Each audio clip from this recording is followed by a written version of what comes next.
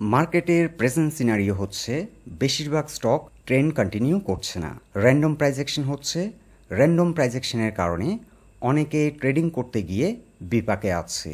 হাতে গোনা 2-4টি stock trend continue করছে, সামান্য কিছু ট্রেডিং অপরচুনিটি মার্কেট দিচ্ছে।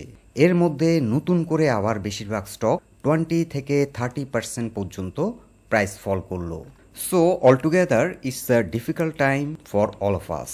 এখন যাদের অল্টারনেটিভ আর্নিং সোর্স আছে তারা হয়তো সিচুয়েশন ওভারকাম করে নেবে, কিন্তু যারা এই মার্কেটের উপর ডিপেন্ডেন্ট তাদের জন্য সার্ভাইভাল হলো এখন বিগ কোশ্চেন।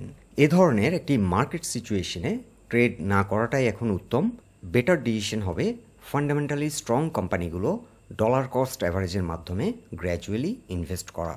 আর যদি নতুন করে ইনভেস্ট করার মতো ফ্রেশ ফান্ড না থাকে সেক্ষেত্রে আপনি যে স্টকগুলি হোল্ড করছেন সেই স্টকগুলি ধরে রাখাই বর্তমান মার্কেট সিচুয়েশনে বেটার হবে। এনিওয়ে, আজ আমরা 3টি ইনভেস্টিং ক্যাটাগরি স্টক নিয়ে আলোচনা করব। বর্তমান মার্কেট সার্কামস্ট্যান্সে যে কয়েকটি সাকসেসফুল ট্রেড আমরা করেছি এই 3টি স্টক তার মধ্যে অন্যতম। যে 3টি স্টক আজকের আলোচনায় কভার করব সেগুলো হলো ইবনেসিনা, বাংলাদেশ সাবমেরিন কেবল এবং হাইডেলবার্গ সিমেন্ট। আলোচনাটি শুরুতেই সবাইকে রিকোয়েস্ট করব ডিসক্লেমার অংশটি আপনারা ভালো করে পড়ে নেবেন। পুঁজিবাজার ঝুঁকিপূর্ণ, আপনার কোনো পার্সোনাল বাই এবং সেলের কারণে আপনি যদি ক্ষতিগ্রস্ত হয়ে থাকেন সে দায় স্টক অবজার্ভার বহন করবে না। গত 1 মাস আগে আমরা একটি পোস্ট করেছিলাম, আলোচনা করেছিলাম 5টি ইনভেস্টিং স্টক নিয়ে। এই পোস্টটিতে আমরা ইবনেসিনা এবং বাংলাদেশ সাবমেরিন কেবল নিয়ে আলোচনা করেছিলাম। আজকে আবারও এই 2টি স্টক নিয়ে আপডেট দিচ্ছি, সাথে হাইডেলবার্গ সিমেন্ট যুক্ত করলাম। প্রথমে আমরা সংক্ষেপে জানিয়ে দিচ্ছি ডিএসসি ব্রড ইন্ডেক্সের বর্তমান অবস্থান। লাস্ট মার্কেট আপডেটে আমরা জানিয়েছিলাম মার্কেটের একটি গুরুত্বপূর্ণ সাপোর্ট হলো 5627 পয়েন্টে, এবং আমরা এটাও জানিয়েছিলাম এই সাপোর্ট পয়েন্ট থেকে মার্কেট ঘুরে দাঁড়ানোর সম্ভাবনা বেশি। এক্স্যাক্টলি মার্কেট এই সাপোর্ট পয়েন্টটিকে রেসপেক্ট করে আজকের দিন শেষে 5714 পয়েন্টে ক্লোজ হলো। ডিএসসি ব্রড ইন্ডেক্স এখন একটি ট্রায়াঙ্গেল প্যাটার্ন ফর্ম করলো, আর এই ট্রায়াঙ্গেল প্যাটার্নের রেজিস্ট্যান্স পয়েন্টটি এখন 5740 পয়েন্টে অবস্থান করছে। এই রেজিস্ট্যান্স পয়েন্টটিকে ব্রেকআউট দিলে মার্কেট আরও গতিশীল হবে এবং মার্কেটে টার্নওভার বৃদ্ধি পেতে পারে। এখন যেহেতু DSC broad index 20 exponential moving অ্যাভারেজের উপর ঘুরে দাঁড়িয়েছে, 5707 একটি সাপোর্ট, এরপরে আরেকটি সাপোর্ট লাইন হলো মার্কেটের জন্য 5680 লেভেলে, এবং এরপরের সাপোর্টটি হলো 50 এক্সপোনেনশিয়াল মুভিং অ্যাভারেজের সাপোর্ট লাইন, এটি হলো 5632 লেভেলে। শুরুতেই আমরা ডে চার্টে দেখে নেব বাংলাদেশ সাবমেরিন কেবলসের বর্তমান অবস্থান। সাবমেরিন কেবল আজ ডে চার্টে একটি গুরুত্বপূর্ণ রেজিস্ট্যান্স পয়েন্ট ব্রেকআউট করলো। ডে চার্টে 200 এক্সপোনেনশিয়াল মুভিং অ্যাভারেজের রেজিস্ট্যান্স লাইনটি ছিল 149.5-এ। এই রেজিস্ট্যান্স লাইনটিকে ব্রেকআউট করে দিন শেষে 159.7-এ ক্লোজ হলো এবং শক্তিশালী একটি অবস্থান সৃষ্টি করলো। যেহেতু ডে চার্টে 200 এক্সপোনেনশিয়াল মুভিং অ্যাভারেজের উপর আজ ঘুরে দাঁড়িয়েছে, টেকনিক্যালি এই স্টকটি আজ আপ ট্রেন্ড ক্রিয়েট করলো। স্টকটির জন্য এখন 200 এক্সপোনেনশিয়াল মুভিং অ্যাভারেজ হবে একটি সাপোর্ট লাইন, 149 হলো এখন এই স্টকটির জন্য একটি সাপোর্ট, এবং এরপরের সাপোর্ট লাইনটি হলো 147। বর্তমানে যে পয়েন্টটিতে এসে রেজিস্ট্যান্স ফেস করছে সেটি হলো প্রাইস পয়েন্ট লেভেল 162.5। এখানে রয়েছে প্রাইস পয়েন্ট লেভেলে একটি রেজিস্ট্যান্স, এবং এই জোন থেকে কিছুটা রিজেকশন দিন শেষে আমরা দেখতে পাচ্ছি। এছাড়াও উইকলি চার্টেও যদি এই স্টকটির অবস্থান আমরা দেখি, উইকলি চার্টও কিন্তু সাবমেরিন কেবল 50 এক্সপোনেনশিয়াল মুভিং অ্যাভারেজের উপর ঘুরে দাঁড়ালো। আজকে উইকলি চার্টও কিন্তু একটি রেজিস্ট্যান্স ব্রেকআউট করলো। প্রাইস পয়েন্ট লেভেল 153 ছিল উইকলি চার্টে 50 এক্সপোনেনশিয়াল মুভিং অ্যাভারেজের রেজিস্ট্যান্স লাইন। আজকে একটা হিউজ ভলিউম নিয়ে ড্রাইভ দিল এবং গুরুত্বপূর্ণ 2টি রেজিস্ট্যান্স ব্রেকআউট করলো। ডে চার্টে 200 এক্সপোনেনশিয়াল মুভিং অ্যাভারেজের উপর ঘুরে দাঁড়ালো এবং উইকলি চার্টে 50 এক্সপোনেনশিয়াল মুভিং অ্যাভারেজের উপর ঘুরে দাঁড়ালো। এখন সাবমেরিন কেবলসের জন্য যেটি চ্যালেঞ্জিং সেটি হলো 162.5 একটি রেজিস্ট্যান্স, এবং এরপরে রেজিস্ট্যান্সটি রয়েছে 170.3-তে।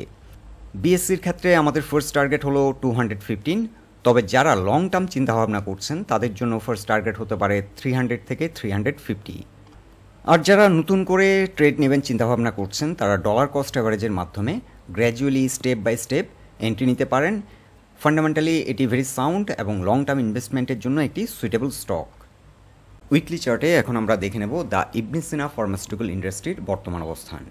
ইবনেসিনা আমরা প্রথমে বাই সিগন্যাল দিয়েছিলাম প্রাইস পয়েন্ট লেভেল 284-এ। এ পর্যন্ত 3টি সাকসেসফুল ট্রেড আমরা এই স্টকটিতে করেছি।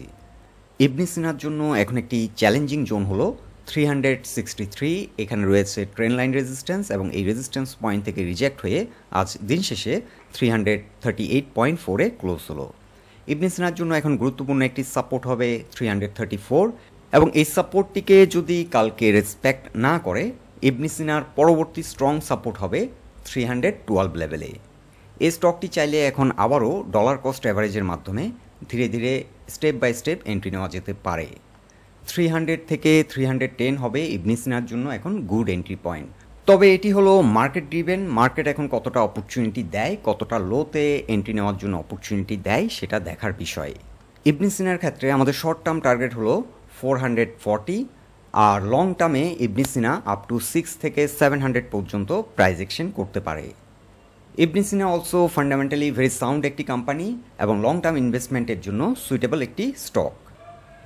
এখন আমরা উইকলি চার্টে দেখে নেব হাইডেলবার্গ সিমেন্ট বাংলাদেশ লিমিটেডের অবস্থান। হাইডেলবার্গ সিমেন্টের জন্য একটি গুরুত্বপূর্ণ সাপোর্ট হলো 271। এখানে রয়েছে উইকলি চার্টে 20 এক্সপোনেনশিয়াল মুভিং অ্যাভারেজের সাপোর্ট এবং এখান থেকে এখন বর্তমানে স্টকটি সাপোর্ট নিচ্ছে।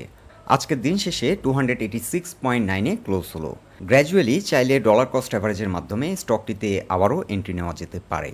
হাইডেলবার্গ সিমেন্টের ক্ষেত্রে আমরা এখন যেটা ধারণা করছি এই স্টকটি হয়তো কিছুদিন 270 থেকে 360-র মধ্যে সাইডওয়ে প্রাইস অ্যাকশন করতে পারে।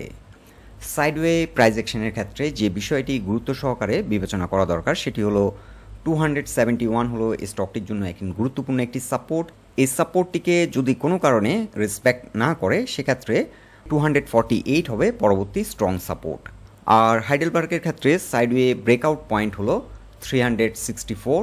364-এর উপর যদি ঘুরে দাঁড়াতে সক্ষম হয় এই স্টকটি আপ টু 470 পর্যন্ত প্রাইস অ্যাকশন করতে পারে।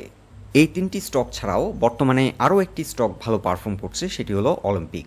অলিম্পিকে গত 2 মাসে আমরা 3টি সাকসেসফুল ট্রেড নিয়েছিলাম। এই স্টকটি যখন 122 লেভেলে ছিল তখন আমরা ফার্স্ট বাই সিগন্যাল দিয়েছিলাম।